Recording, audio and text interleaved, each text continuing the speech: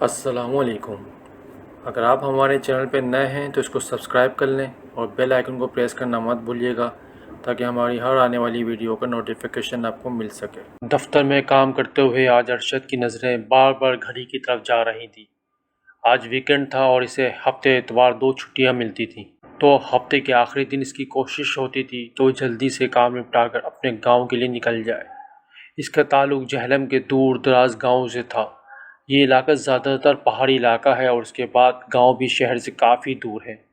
شام کے بعد ان علاقوں میں نقل و حرکت بہت کم ہوتی ہے، اسی لیے ارشد کی کوشش ہوتی کہ وہ ویکنڈ پر ذرا جلد ہی گھر سے نکل جائے تاکہ شام ہونے سے پہلے اپنے گھر ماں کے پاس پہنچ سکے۔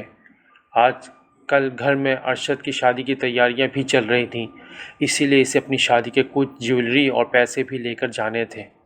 آج وہ پہلے سے بھی جلدی آفس سے نکلنا چاہتا تھا، مگر عین چھٹی کے وقت دفتر میں ضروری کام آ گیا اور آج اس کا نوکر بھی چھٹی پر تھا۔ مجبوراً اسے یہ کام ہینڈل کرنا پڑا۔ خیر، اس نے جیسے تیسے کام نپٹایا، آفس سے سیدھا اپنے فلیٹ پر گیا، ضروری سامان بیگ میں ڈالا اور جلدی سے رکشہ لے کر لاڑی اڈے پہنچا۔ لاڑی اڈے پہنچتے ہی اسے شام ہو گئی تھی اور اس کے قصبے جانے والی آخری بس بھی جا چکی تھی۔ اب اس کے قریبی قصبے پہ جانے والی ایک ہی بس بچی تھی جو 1 گھنٹے بعد نکلنی تھی۔ اب ارشد کے پاس اس میں جانے کے علاوہ کوئی اور چارہ نہیں تھا۔ چاروں نہ چار اس میں 1 گھنٹہ انتظار کرنے کا فیصلہ کیا۔ 1 گھنٹے بعد بس روانہ ہوئی، کیونکہ وہ ایک لوکل بس تھی۔ راستے میں سواریاں اتارتے چڑھاتے کافی دیر ہو گئی۔ جب بس میں اپنے مقام پر پہنچی تو رات کے 9 بج رہے تھے۔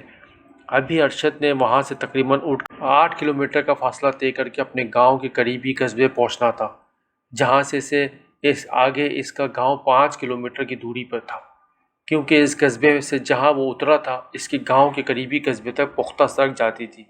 اسی لیے اسے امید تھی کہ اسے کوئی نہ کوئی راہ سواری ضرور مل جائے گی جو اسے اس کے گاؤں تک پہنچا دے گی۔ کچھ انتظار کرنے کے بعد اسے موٹر سائیکل والا مل گیا، جس نے اسے لفٹ دے دی۔ گاؤں کے قریبی قصبے تک پہنچتے ہوئے اسے رات کے 10 بج گئے تھے۔ یہاں کی رات شہر کی نسبت زیادہ سرد اور زیادہ اندھیری تھی۔ اب اسے اپنے گاؤں کے لیے پیدل سفر طے کرنا تھا، کیونکہ اور کوئی چارہ نہیں تھا۔ اس کے گاؤں کو 2 راستے آتے جاتے تھے، ایک تو پختہ سڑک والا اور ایک بیچوں بیچ کچا مگر شارٹ کٹ راستہ تھا۔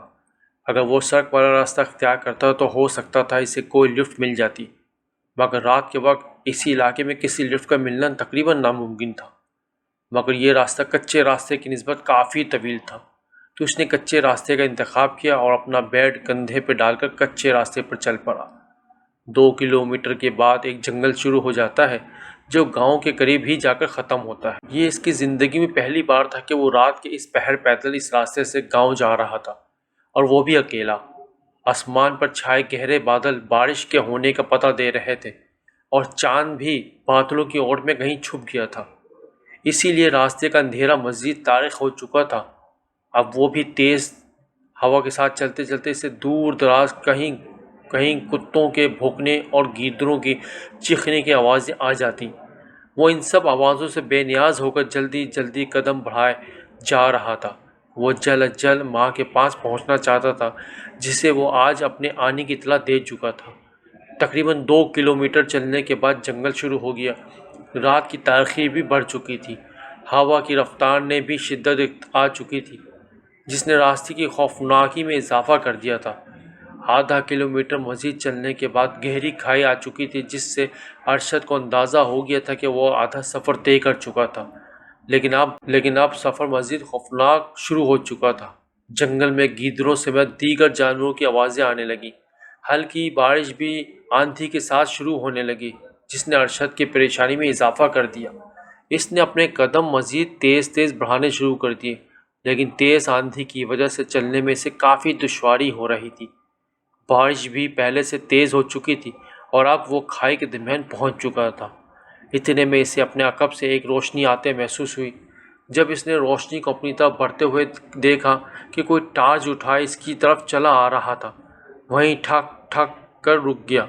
جوں روشنی اس کے قریب آ رہی تھی، اس کے اوزان خطا ہونے لگے، اس کے رونگٹے کھڑے ہونے لگے۔ وہ وہاں سے بھاگنا چاہتا تھا، مگر بھاگنا تو دور کی بات، وہ ایک قدم بھی آگے نہ بڑھا پا رہا تھا۔ جیسے زمین نے اس کے قدموں کو جکڑ لیا تھا۔ اسے جتنی قرآن آیات یاد تھی وہ انہیں پڑھنے کی کوشش کر رہا تھا، مگر زبان اس کا ساتھ دینے پر تیار نہیں تھی۔ اتنی دیر میں وہ روشنی اس کے قریب پہنچ چکی تھی۔ آنے والے ٹارچ کی روشنی اس کے چہرے پر ماری اور کمزور آواز میں پوچھا، تم ارشد ہو نا، نورا کے بیٹے؟ یہ آواز ایک ضعیف بڑھیا کی تھی۔ جب ارشد نے دیکھا یہ کوئی بوڑھی عورت ہے تو اس کی جان میں جان آئی۔ کچھ اوسان بحال ہوئے تو ارشد کی زبان نے اس کا ساتھ دینا شروع کیا۔ وہ اس سرد موسم میں ابھی تک سر سے پاؤں تک پسینے میں ڈوب چکا تھا۔ جی، تم رات کے اس پہر یہاں کیا کر رہے ہو؟ اب اس کا حوصلہ مزید کچھ اور بڑھا تو اس نے بتایا کہ وہ گھر جا رہا تھا، دیر ہو گئی۔ چلو کوئی بات نہیں، میرے ساتھ چلو، میں بھی گاؤں جا رہی ہوں، تمہارے پاس تو ٹارچ بھی نہیں۔ جی بس مجھے اندازہ نہیں تھا کہ مجھے اتنی رات ہو جائے گی، میں نے آپ کو پہچانا نہیں۔ اماں جی، کیا آپ بھی میرے گاؤں کی ہیں؟ میں بھی اسی گاؤں کی ہوں، اس بڑھیا نے جواب دیا اور ارشد کے ساتھ بولی، آپ اس وقت اتنی رات کو کہاں سے آ رہی ہیں؟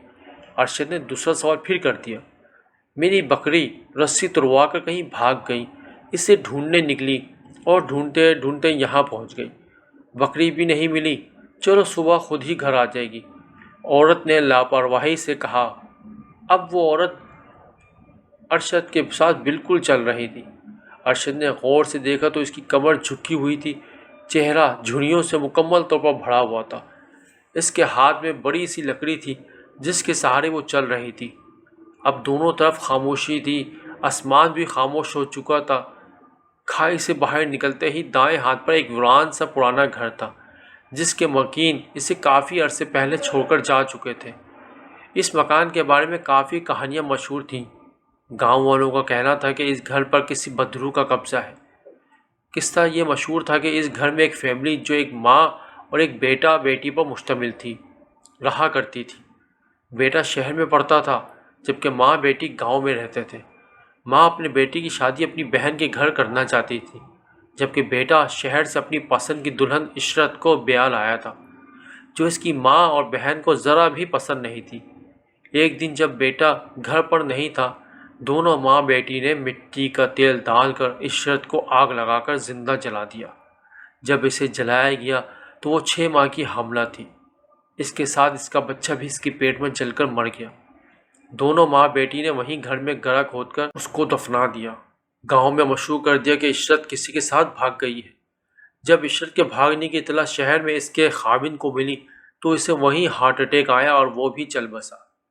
کچھ عرصے بعد ان کی ماں بھی چل بسی اور بیٹی جو اس کی سب کی ماسٹر مائنڈ تھی، کچھ عرصے بعد اس کی شادی ہو گئی۔ گاؤں کے لوگوں کا خیال تھا کہ گھر سے سال بعد ایک رات ایسی آتی ہے جس رات کو یہاں کسی عورت کی چیخنے چلانے کی آوازیں آتی ہیں۔ اس گھر کے پاس پہنچ کر وہ بڑھیا اس گھر کی جانب بڑھنے لگی تو ارشد رک گیا۔ کیا ہوا بیٹا، کیوں رک گئے ہو؟ اماں جی، اس گھر کے بارے میں تو بہت پر اسرار قصے مشہور ہیں۔ بڑھیا نے کہا، ارے میں تو یہاں کافی عرصے سے رہتی رہی ہوں، کچھ بھی نہیں دیکھا، سب لوگوں کی باتیں ہیں۔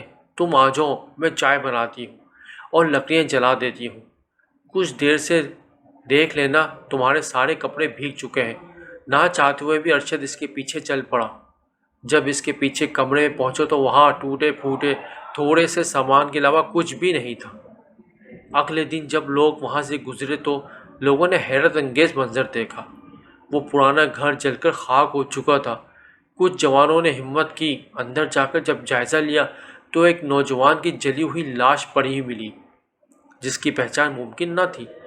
ادھر جب ارشد کی ماں نورا کو یہ اطلاع ملی کہ اس پرانے گھر سے کسی لڑکی کی جلی ہوئی لاش ملی ہے تو وہ بھاگتی ہوئی اس جگہ پر پہنچی۔ جوان کی لاش کو دیکھ کر وہ چلانے لگی، عشرت نے میرے بیٹے کو مار ڈالا، عشرت نے میرے بیٹے کو مار ڈالا، عشرت نے اپنا بدلہ میرے بیٹے سے لے لیا۔ وہ بیٹی کی موت پر اپنا دماغی توازن کھو چکی تھی۔ گاؤں کے بڑوں کا کہنا تھا کہ نورا ہی عشرت کی نند تھی۔